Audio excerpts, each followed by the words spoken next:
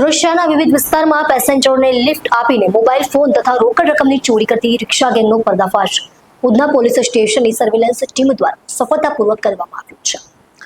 આ ગુનામાં સંડોવાયેલા 4 શખ્સોને ઝડપી લઈ કુલ ₹1,55,000ના મુદ્દામાલ સાથે પોલીસ દ્વારા કાયદેસરની કાર્યવાહી હાથ ધરવામાં આવી છે। આ કાર્યવાહી સુરત શહેરના પોલીસ કમિશનર અનુપમસિંહ ગહેલોત, ખાસ પોલીસ કમિશનર વાબાંગ ઝામેર, નાયબ પોલીસ કમિશનર જોન 2 ભગીરથ ગઢવી તથા સી ડિવિઝનના નાયબ પોલીસ કમિશનર ચિરાગ પટેલની સૂચનાઓના અનુસંધાને હાથ ધરવામાં આવી હતી। ઉધના પોલીસ સ્ટેશનના પોલીસ ઇન્સ્પેક્ટર S.N. દેસાઈ તથા સેકન્ડ પોલીસ ઇન્સ્પેક્ટર વી.બી. ગોહિલના માર્ગદર્શન હેઠળ સર્વેલન્સ પીએસઆઈ M.K. ઈશરાણી અને તેમની ટીમ પેટ્રોલિંગ દરમિયાન બાતમીના આધારે ઘટના સ્થળે પહોંચી હતી।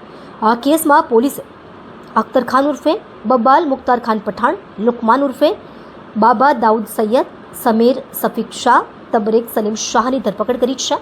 આ તમામ આરોપીઓ લીંબાદ વિસ્તારમાં નિવાસ ધરાવે છે અને રિક્ષા ચલાવવાના બહાને પેસેન્જરો સાથે ચોરી કરતા હતા। અહમ ભૂમિકામાં રહેલા પોલીસ કર્મચારીઓ જેમ કે હેડ કોન્સ્ટેબલ અરવિંદભાઈ ઉગાભાઈ અને હેડ કોન્સ્ટેબલ મોહનસિંહ રતનસિંહ સહિતની ટીમે ઉત્કૃષ્ટ કામગીરી કરી છે અને શહેરમાં વધી રહેલી એવી પ્રકારની ગુનાખોરી સામે કડક કાર્યવાહી કરી છે। આ ઘટના સુરત પોલીસે સતર્કતા અને અસરકારક ગુનો નિયંત્રણ ક્ષમતા દર્શાવે છે। ઇજાપુર વિસ્તારમાં રહેતા શ્રમજીવી પરિવારની 6 વર્ષીય માસૂમ બાળકી પર પડોશમાં રહેતા હવસખોર ઇસમે નિયત બગાડી દુષ્કર્મ આચરતા ચકચાર મચી ગઈ હતી।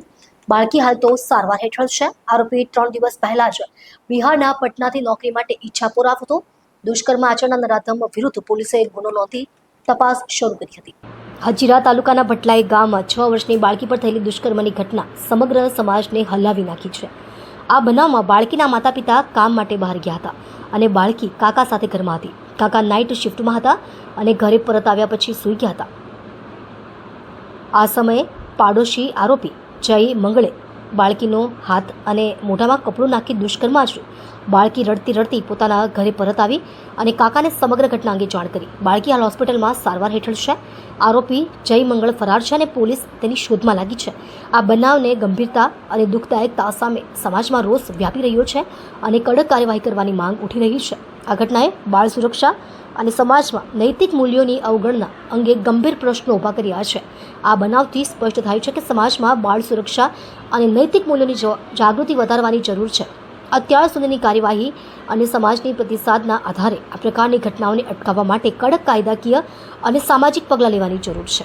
વરાછા વિસ્તારમાં આવેલા સિદ્ધ કુટીર મહાદેવના મંદિર ખાતે તમિલ સેવા સમાજ મંડળ દ્વારા શ્રી મારીઅમ્મા માતાજીની 26મી સાલગીરીની ભવ્ય ઉજવણી કરવામાં આવી। આ પાવન પ્રસંગે મોટી સંખ્યામાં તમિલ સમાજના ભક્તો ભક્તિભાવપૂર્વક ઉમટી પડ્યા હતા। ઉજવણી દરમિયાન પરંપરાગત રીત રિવાજ અનુસાર ભક્તો દ્વારા પીઠ અને મોઢામાં ધારદાર સળિયા અને હુક ખોચી 4 વ્હીલ રિક્ષા જેવા વાહનો ખેંચવામાં આવ્યા।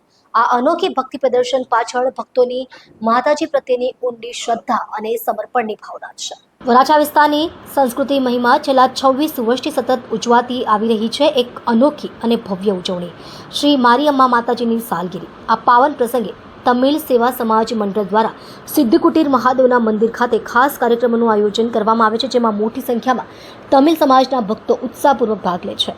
શ્રી મારીઅમ્મા માતાજી તમિલ સમાજ માટે માત્ર એક દેવી નહીં પરંતુ ભક્તિ, આશ્રય અને રક્ષણની મૂર્તિરૂપ છે। લોકો પોતાની શ્રદ્ધાને વ્યક્ત કરવા માટે અનેક પ્રકારની કઠિન ધાર્મિક ક્રિયાઓ દ્વારા માતાજીને મનાવવાનો પ્રયાસ કરે છે।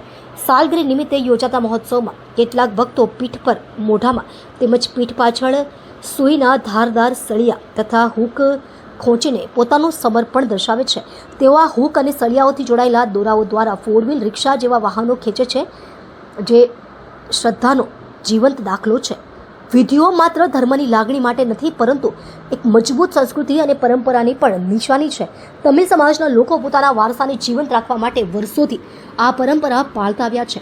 આ ઉજવણી દ્વારા નવી પેઢી સુધી આ સંસ્કૃતિ પહોંચે છે અને સમાજમાં એકતા, ભક્તિ અને સમર્પણની ભાવના વધે છે। 26 વર્ષથી સતત ઉજવાતા આ ઉત્સવમાં વર્ષે વર્ષે ભક્તોની સંખ્યા વધતી જાય છે। સમગ્ર વિસ્તાર ભક્તિમય બની જાય છે। ભક્તો દ્વારા ગવાતી ભજનો, ધૂન અને શોભાયાત્રા દ્વારા માતાજીની આરાધના થાય છે। આ પ્રસંગે પ્રસાદ વિતરણ, અન્નક્ષેત્ર તથા વિવિધ ધાર્મિક કાર્યક્રમોનું પણ આયોજન થાય છે।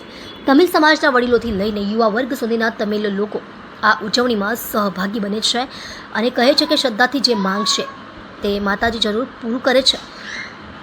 માને છે કે આ ધાર્મિક કર્મો કોઈ તહેવાર કે ઉત્સવ કરતાં પણ ઊંચા છે, કારણ કે તેમાં છે શ્રદ્ધા, તપસ્યા અને ભક્તિની ઊંડાણ. સુરત શહેરના સચિન વિસ્તારમાં ચોંકાવનારું રિયલ એસ્ટેટ કૌભાંડ બહાર આવ્યું છે, જેમાં ડમી માલિક ઉભો કરી 4 ફ્લેટો વેચી દેવામાં આવ્યા હોવાનું કૌભાંડ સામે આવ્યું છે. પોલીસે આ કેસમાં 3 શંકાસ્પદોની ધરપકડ કરી છે અને વધુ પૂછતાછ હાથ ધરી છે.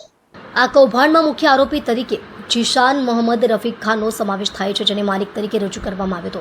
પરંતુ જ્યારે સબ રજિસ્ટ્રાર કચેરીમાં દસ્તાવેજો બનાવતી વખતે તેમની ઓળખ વિશે પૂછવામાં આવ્યું, ત્યારે તેમણે પોતાનો જન્મ તારીખ પણ યાદ ન હતી અને તેમનું આધાર કાર્ડ પણ બોગસ હોવાનું બહાર આવ્યું. ફ્લેટ વેચાણ દરમિયાન જે સાક્ષીઓ દસ્તાવેજો પર સાઇન કરવામાં આવ્યા હતા, તેઓએ સ્પષ્ટ રીતે કહ્યું કે તેઓ વેચનારને ઓળખતા નથી. આ વાતથી શંકા ઊભી થઈ અને કૌભાંડનો પર્દાફાશ થયો. પોલીસે ઝીશાન મોહમ્મદ રફીક ખાન ઉપરાંત સંતોષ દામોદર પાણીગ્રાહી અને પ્રદીપ કાશીનાથ શાહુની ધરપકડ કરી છે. તેઓએ મળીને નકલી દસ્તાવેજો, ખોટી ઓળખ અને ફ્રોડ ધંધાની મદદથી 4 અલગ અલગ ફ્લેટની ખોટી રીતે વેચાણ પ્રક્રિયા પૂર્ણ કરી હતી. પોલીસે જણાવ્યું છે કે આ મામલે વધુ લોકો સંડોવાયેલા હોવાની શક્યતા છે અને તપાસ ઝડપી ગતિએ ચાલુ છે. રિયલ એસ્ટેટમાં ફક્ત દસ્તાવેજો જ નહીં, ઓળખ અને ચકાસણી પ્રક્રિયા પણ વિશ્વસનીય હોવી અનિવાર્ય છે, એવો સંદેશો આ કૌભાંડની મળ્યો છે.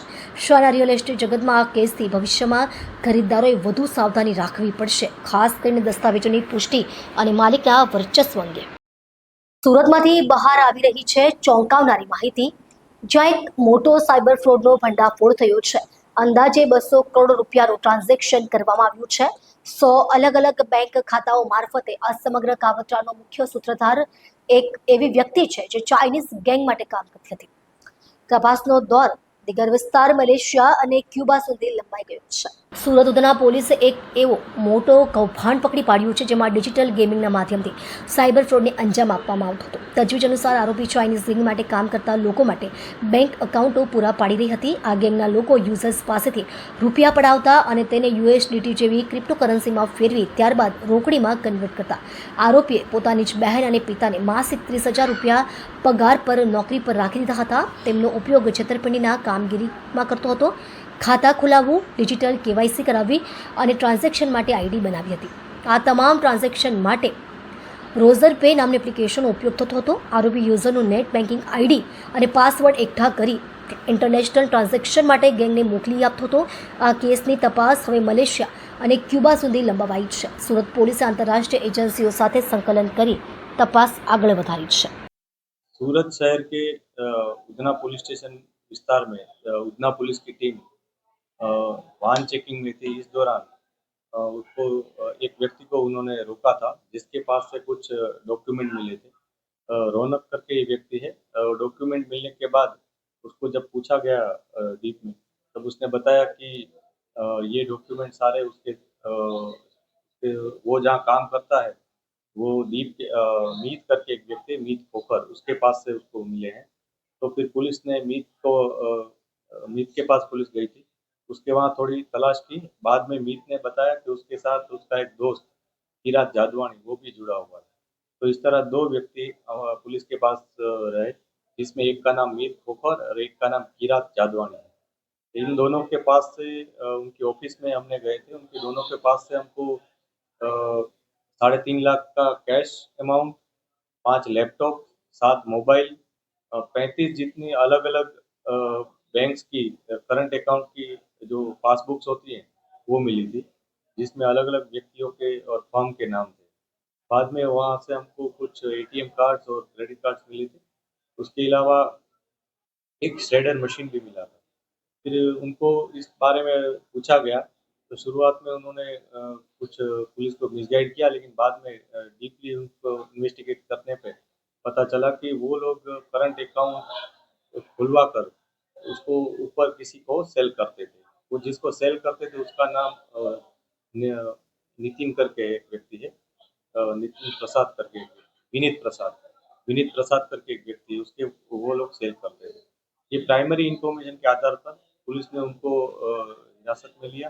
बाद में उनके खिलाफ केस दाखिल किया गया, जिसमें उन्होंने फ्रॉड डॉक्यूमेंट बनाए थे अलग अलग फर्म के, और फ्रॉड डॉक्यूमेंट के आधार पर उन्होंने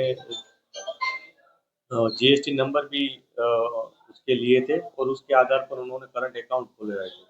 ये करंट अकाउंट वो लोग विनीत प्रसाद को सेल करते थे टेलीग्राम चैनल के थ्रू उनका कांटेक्ट हुआ था। विनीत प्रसाद ये अकाउंट किसी और व्यक्ति को दे देता था। बाद में ये किरात और मीर दोनों अन्य एक व्यक्ति जो जो विनीत प्रसाद जिसको सीधा देता था अकाउंट उनके कांटेक्ट में आए थे। ये सारा ट्रांजैक्शन पुलिस ने ट्रेस किया था। इस पूरे ट्रांजैक्शन में टोटल अभी तक की इंफॉर्मेशन है उसमें 100 जितने अकाउंट्स खोले गए हैं। ये 100 अकाउंट्स में से जितना पैसा सर्कुलेट हुआ है, एनरूट हुआ है, वो पूरा पैसा अभी तक की हमारा जो काउंटिंग है उसमें 200 करोड़ से ऊपर की अमाउंट ट्रांजैक्ट हुई है। और इसके कमीशन के तौर पर इन दोनों व्यक्तियों को 2% कमीशन मिलता था। तो उसमें करीबन 4 से 5 करोड़ का कमीशन उनको यूएसडीटी के तौर पर मिला हुआ अभी तक की इंफॉर्मेशन है। हम सारे ट्रांजैक्शंस एक के बाद एक ट्रेस कर रहे हैं, उसको फॉलो कर रहे हैं, क्योंकि एक बहुत बड़ी वेब हो जैसे मकड़ी का जाला हो, उस तरह का एक दूसरे में अकाउंट्स जुड़े हुए हैं और उसके लिए हमें काफ़ी डीपली इसको इन्वेस्टिगेशन करना पड़ रहा है।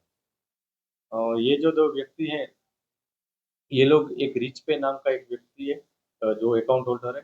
तो उसका अभी तक का इन्फॉर्मेशन ये है कि वो क्यूबा का है, लेकिन वो हम वेरीफाई कर रहे हैं कि उसने ओरिजिनल नंबर यूज़ किए हैं या कोई और है।